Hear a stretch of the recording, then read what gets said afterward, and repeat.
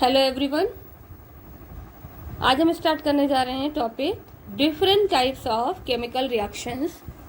ये class 10th के chapter 1 का टॉपिक है, जिसमें हम डिस्कस करेंगे डिफरेंट टाइप्स की केमिकल रिएक्शंस को।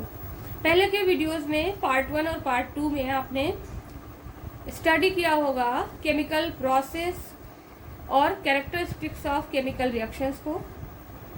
अब इस वीडियो में हम स्टडी करेंगे different type of chemical reactions.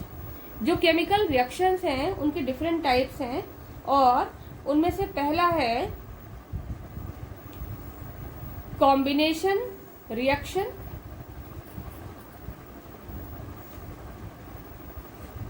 Second है decomposition reaction, third one is displacement reaction, fourth is double displacement reaction, and fifth is redox reaction.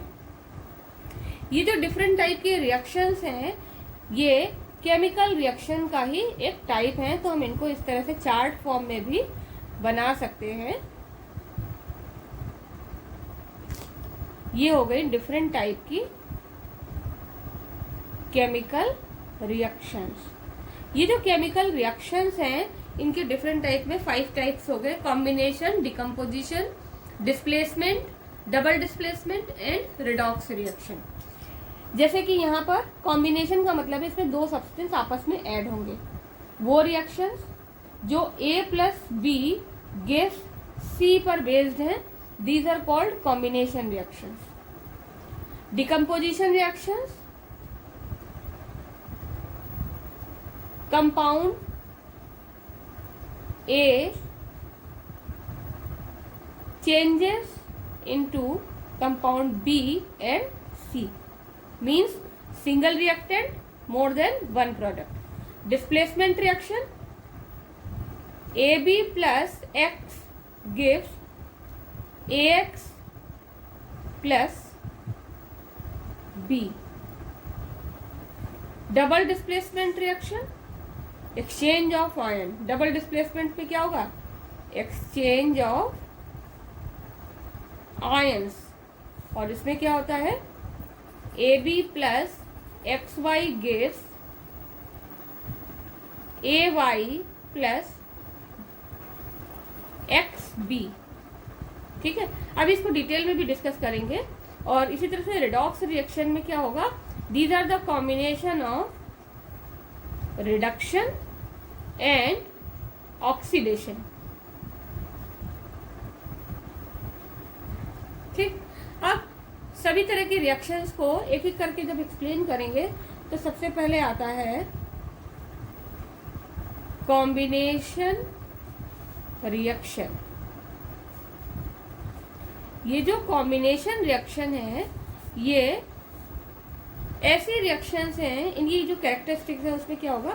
पहली चीज, single product from more than one reactant, means reactant एक से ज्यादा हो सकते हैं लेकिन प्रोडक्ट क्या होगा? केवल एक ही होगा, और इसमें जो एक से ज्यादा रिएक्टेंट होंगे वो आपस में ऐड होकर के एक सिंगल प्रोडक्ट बनाएंगे। फॉर एग्जांपल हमने लिखा हुआ था A plus B gives C, तो एक से ज्यादा ये क्या है? रिएक्टेंट, और C केवल एक ही क्या है? प्रोडक्ट। तो ये रिएक्शन हुई combination reaction.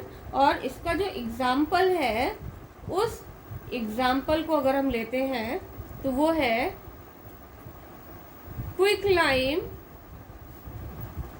reacts with water to form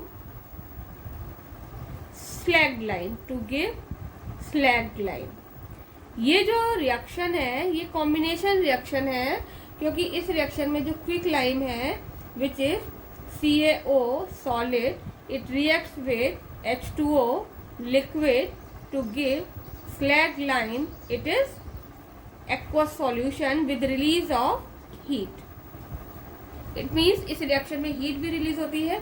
quick lime एक रिएक्टेंट है, वाटर दूसरा रिएक्टेंट है, और स्लैग लाइम सिंगल प्रोडक्ट बन रहा है with release of heat. It means the combination reactions are exothermic.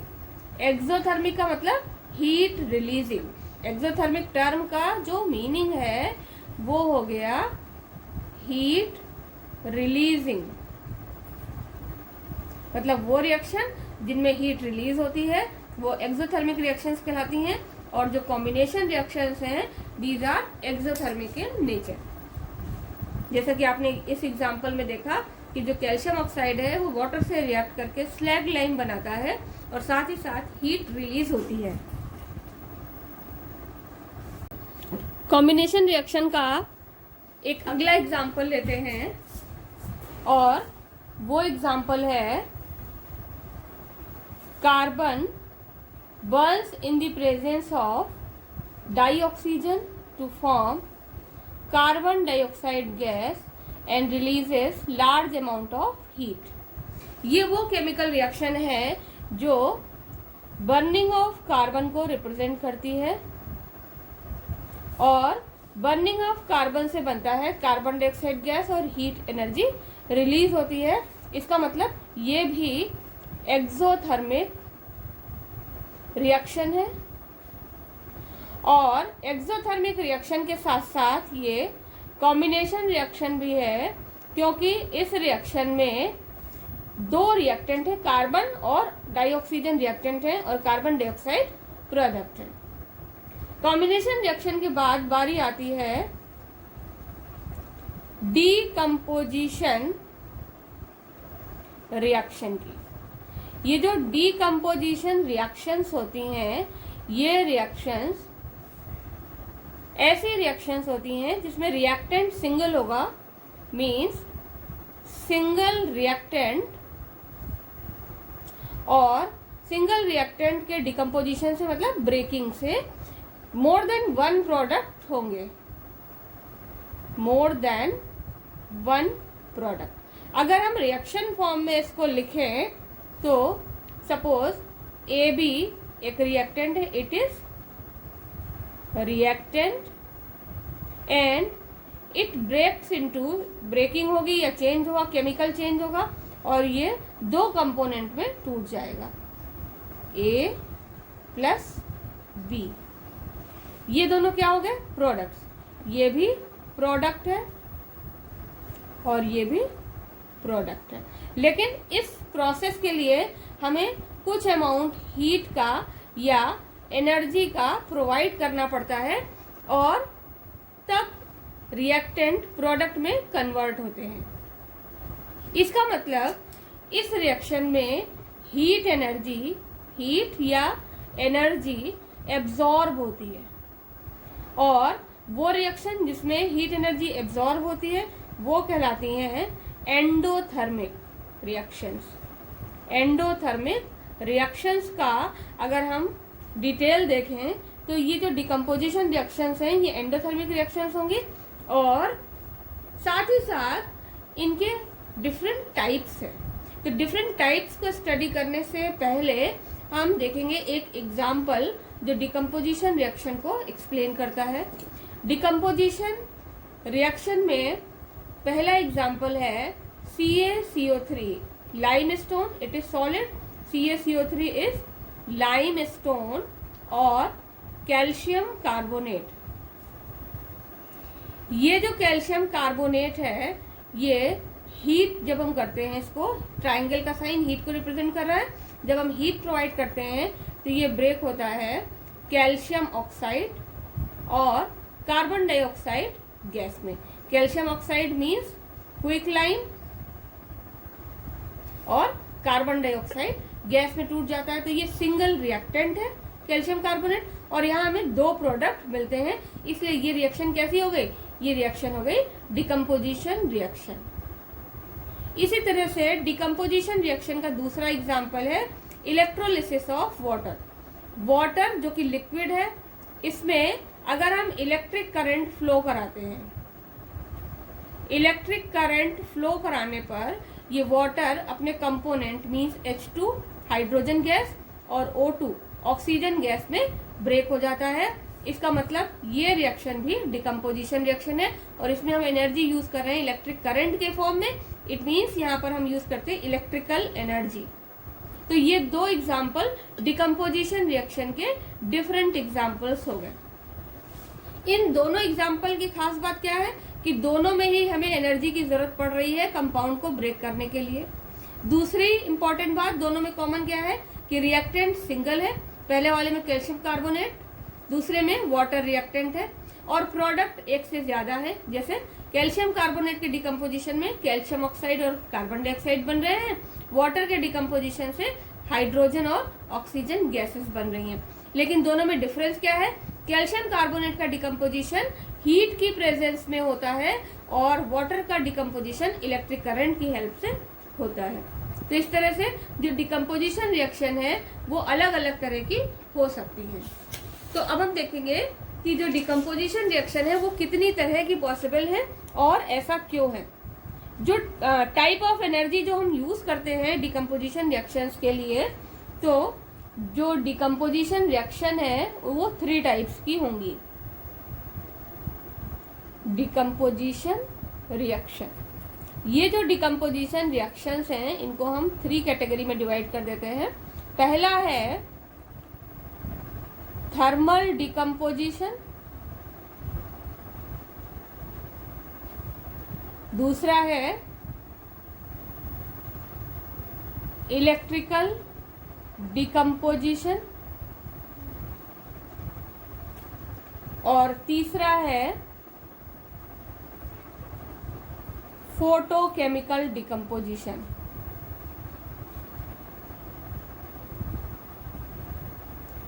पहला वाला जो थर्मल डिकम्पोजिशन है ये हीट की प्रेजेंस में होगा, इसमें हीट एनर्जी यूज होगी।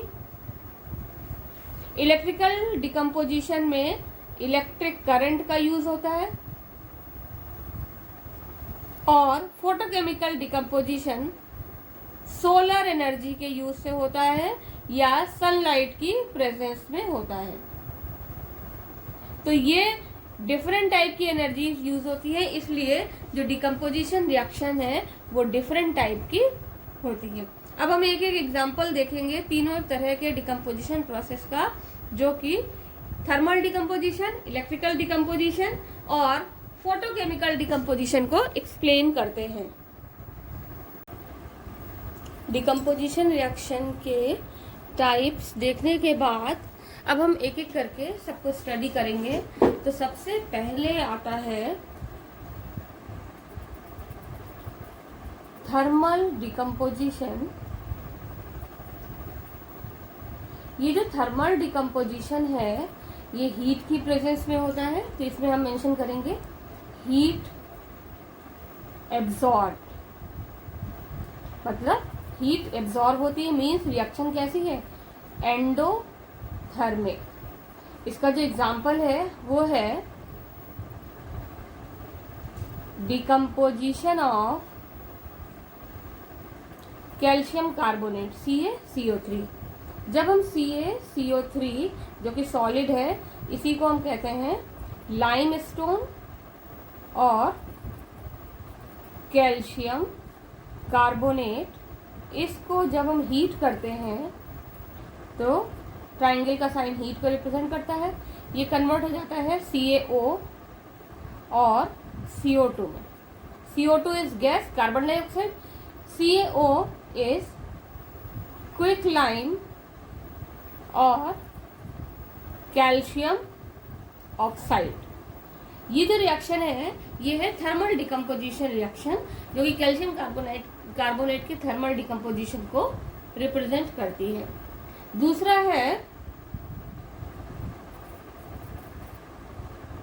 Electrical decomposition. इलेक्ट्रिकल डिकम्पोजिशन किसकी प्रेजेंस में होगा इलेक्ट्रिक करंट की प्रेजेंस में होगा। ठीक है, इसमें क्या होगा, इलेक्ट्रिक करंट की प्रेजेंस होगी। अब जब इलेक्ट्रिक करंट की प्रेजेंस होगी इसमें, तो इसका जो एग्जाम्पल है वो है इलेक्ट्रोलिसिस ऑफ वाटर। वाटर की इलेक्ट्रोलिसिस कराते हैं। वाटर की इलेक्ट्रोलिसिस का रिएक्शन जो है H2O, जो कि लिक्विड स्टेट में है, 2 मॉलिक्यूल्स लेंगे और ये स्लाइटली एसिडिक वाटर होगा, डिस्टिल्ड वाटर नहीं होगा, क्योंकि स्लाइटली एसिडिक वाटर जो है उसमें आयंस की कंडक्टिविटी ज्यादा होती है। स्लाइटली एसिडिक, थोड़ा सा amount sulphuric acid, dilute sulphuric acid का मिलाते हैं और इस वाटर को एसिडिक बना लेते हैं। डाइल्यूट सल्फ्यूरिक एसिड ऐड करते ही ये स्लाइटली एसिडिक होता है और इसमें आयंस की कंडक्टिविटी बढ़ जाती है और फिर हम इसमें फ्लो कराते हैं इलेक्ट्रिक करंट। जब हम इलेक्ट्रिक करंट फ्लो कराते हैं तो ये वाटर मॉलिक्यूल डाईहाइड्रोजन में और ऑक्सीजन गैस में ब्रेक हो जाता है। दोनों ही गैसेस रिलीज होती है, जिसमें से जो डाईहाइड्रोजन है इसके 2 मोल्स बनते हैं और ऑक्सीजन के 1 मोल। इट मीन्स जो हाइड्रोजन प्रोड्यूस होती है ये, इसको हम लिख सकते हैं 2 वॉल्यूम और ऑक्सीजन 1 वॉल्यूम। मीन्स जितना ऑक्सीजन प्रोड्यूस होगा उसका जस्ट डबल हाइड्रोजन प्रोड्यूस होगा। ये इंडिकेट करता है कि वाटर के मॉलिक्यूल में 2 हाइड्रोजन एटम और 1 ऑक्सीजन एटम प्रेजेंट है। फिर नेक्स्ट आता है फोटोकेमिकल डिकम्पोजिशन। फोटोकेमिकल डिकम्पोजिशन, ये जो डिकम्पोजिशन है ये सनलाइट की प्रेजेंस में होता है और जो इसका एग्जाम्पल है, फोटोकेमिकल का मतलब हो गया सनलाइट। ठीक है, और इसमें जिसका एग्जाम्पल है वो है सिल्वर ब्रोमाइड, AgBr, जो कि सॉलिड है। जब हम इसको H न्यू, ये न्यू साइन है, B की तरह बनता है, it is nu. H Planck constant है, आगे की क्लासेस में पढ़ेंगे। H न्यू सनलाइट को रिप्रेजेंट करता है, तो आप यहाँ पर सनलाइट भी लिख सकते हैं। यहाँ पर सनलाइट की प्रेजेंस में ये सिल्वर का PPT आ जाता है और ब्रोमीन रिलीज होता है। तो ये जो रिएक्शन है ये सनलाइट की प्रेजेंस में होती है, इसलिए ये फोटोकेमिकल डिकम्पोजिशन है और इस रिएक्शन का यूज फोटोग्राफी में सबसे ज्यादा किया जाता है। इसी तरह से सिल्वर क्लोराइड के लिए भी आप रिएक्शन लिख सकते हैं। तो ये 3 रिएक्शंस हो गई जो डिकम्पोजिशन रिएक्शंस के डिफरेंट टाइप्स को एक्सप्लेन करती हैं। तो आज की इस वीडियो में आपने स्टडी किया कॉम्बिनेशन रिएक्शंस और डिकम्पोजिशन रिएक्शंस को।